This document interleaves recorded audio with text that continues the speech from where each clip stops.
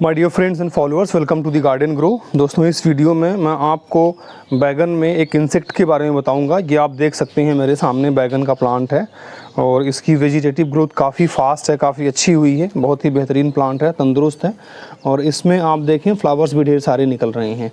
लेकिन इसकी पत्तियों को अगर हम आपको थोड़ा सा जूम करके दिखाएँ, जैसे ये वाली लीफ है, इस पत्ती को आप देखें तो ये पत्ती पूरी तरह से स्केलेटनाइज हो गई है। मींस जो क्लोरोफिल का कंटेंट है ग्रीन वाला वो गायब हो गया है, बीच में कहीं कहीं छेद हो गया है।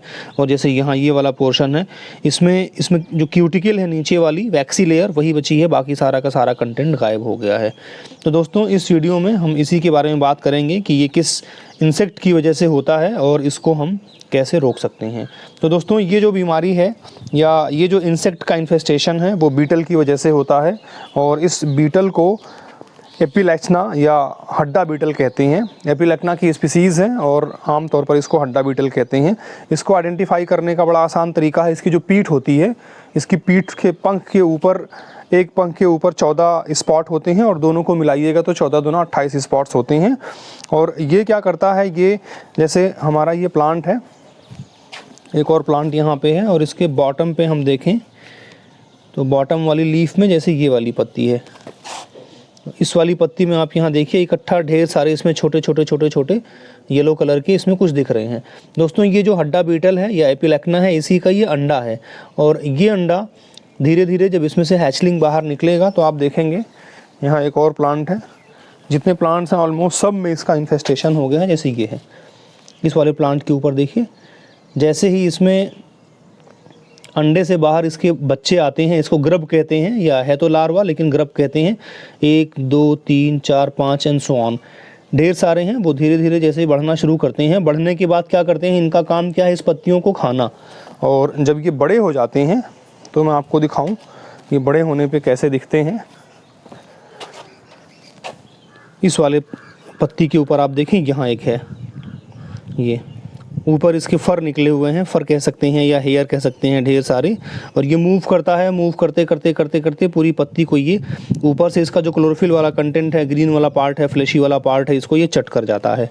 और ये आपने देखा कितने ढेर सारे अंडे हैं और जब इन अंडों में से ये ग्रब निकलेंगे या लार्वा निकलेंगे तो जाहिर है जितने अंडे हैं ऑलमोस्ट उतनी ही पॉपुलेशन इसकी भी होगी, उतनी ही तादाद में ये भी होंगे। एक मैंने आपको यहाँ दिखाया, एक यहाँ इस पत्ती के नीचे देखिए ये मूव कर रहा है, ये हिलने की वजह से या मूवमेंट की वजह से ये नीचे तरफ भागने की कोशिश कर रहा है। और ठीक इसी तरह से आप देखिए यहाँ पे एक चिपटा हुआ है, ये है, यहाँ पे एक लगा है और इसके बैक साइड में यहाँ पे एक लगा है और ये नीचे वाली पत्ती है, इसमें भी ये लगा हुआ है। और ये जो है, इसको आप देखें ये किस तरह से खा रहा है। ये इसका आगे वाला पोर्शन है इस ग्रब का या लार्वा का, और ये धीरे धीरे करके इसमें आप देखें धारी बनी हुई है, लाइन बनी हुई है। तो आगे की तरफ ये मूव करता है और खा लेता है, फिर पीछे की तरफ मूव करेगा, ये खा लेगा। और इसी तरह से खाते खाते फाइनली पत्ती का ये हाल कर देता है। ये है पत्ती का हशर, आप देख सकते हैं, सिर्फ इसमें स्केलेटन बचा है। तो या तो पत्ती में होल हो जाएगा या पत्ती स्केलेटनाइज कर जाएगी। और जाहिर है जब किसी भी प्लांट की पत्ती इस तरह से ख़त्म हो जाएगी, स्केलेटनाइज हो जाएगी और इसके अंदर का जो क्लोरोफिल कंटेंट है वो ख़त्म हो जाएगा तो पौधे के ऊपर स्ट्रेस पड़ेगा ही पड़ेगा। जो ग्रीन वाला पार्ट है वो गायब हो जाने से जो प्लांट है उसकी प्रोडक्टिविटी कम हो जाएगी और जो बैगन है या जो भी है वो आप देखेंगे कि उसमें फल कम निकलेगा, फ्लावर्स भी कम निकलेंगे। और अगर रोका ना गया तो धीरे धीरे पूरा का पूरा प्लांट ही ख़त्म हो जाएगा। जब पत्ती ख़त्म हो जाएगी तो जाहिर है क्या बचेगा। अब दोस्तों, इसको ट्रीट करने के लिए, इसको रोकने के लिए हम बात कर लेते हैं कि इसको किस तरह से हमें रोकना है। अब जाहिर है इंसेक्ट है तो हमें इंसेक्टिसाइड को डालना पड़ेगा, इंसेक्टिसाइड का इसमें स्प्रे करना पड़ेगा और कोई चारा है नहीं। अदरवाइज़ हो सकता है कि इसको कुछ बर्ड्स खाती हों, बट इसकी पॉपुलेशन इतनी ज़्यादा हो जाती है कि कोई भी बर्ड आए और खाती कि नहीं खाती ये पूरा हमें आइडिया नहीं है, लेकिन खाएगी भी तो पूरा नहीं खा पाएगी। तो जाहिर है इसके लिए हमें ट्रीटमेंट देना पड़ेगा। और ट्रीटमेंट देने के लिए एक इंसेक्टिसाइड है कार्बेरिल के स्प्रे की बात इसमें की जाती है। और आम तौर पर जो लोकल मार्केट है वहाँ पे कार्बेरिल अवेलेबल नहीं होता, तो उस टाइम पे आपको मिलेगा क्लोरपाइरीफॉस और जो साइपरमेथ्रिन है उसी का कॉम्बिनेशन आपको मिलेगा। तो साइपरमेथ्रिन और क्लोरपाइरीफॉस का कॉम्बिनेशन दोनों को आप ले लें, दोनों एक में ही मिलता है।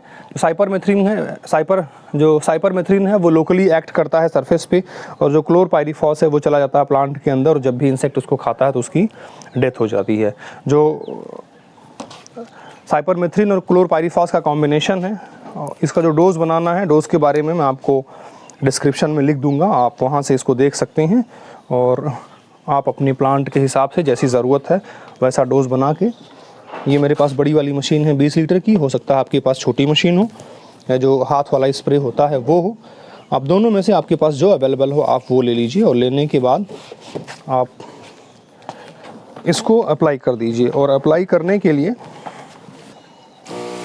दोस्तों हमें इस तरह से तेज़ स्प्रे अप्लाई करना है जिससे स्प्रे की वजह से या जो जेट है या धार है, इस धार की वजह से जितने भी इंसेक्ट्स के लार्वा हैं या ग्रब हैं वो सारे के सारे बह करके नीचे चले जाएं। और फाइनली इसमें इंसेक्टिसाइड है, तो ये इंसेक्टिसाइड क्या करेगा, इन इंसेक्ट्स के ग्रब्स को, लार्वा को, और एडल्ट भी होगा तो उसको ये किल कर देगा। तो जितने भी हमारे पास पौधे हैं सब में हमें इस तरह से अप्लाई कर देना है।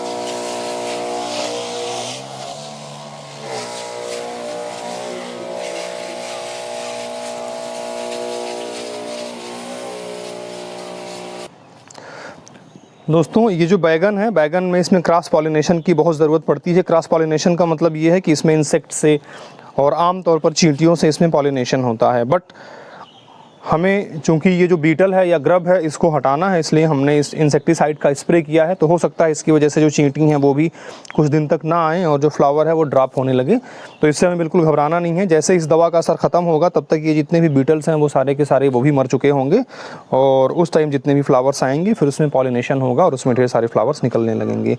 और अगर एक बार के स्प्रे करने से ये डिज़ीज़ दूर नहीं होती है या जो इंसेक्ट है वो ख़त्म नहीं होता है तो आपको क्या करना है, 10 दिन के बाद या कम से कम 10 से 15 दिन के बीच में आपको एक बार और इसमें स्प्रे करना है। और आई होप कि जितने भी इस तरह के इंसेक्ट्स हैं, बीटल्स हैं, वो सारे के सारे गायब हो जाएंगे। बीटल्स के अलावा और भी जो इंसेक्ट्स हैं जो हार्म कर सकते हैं वो सारे के सारे गायब हो जाएंगे और आपका जो पौधा है वो हेल्दी हो जाएगा।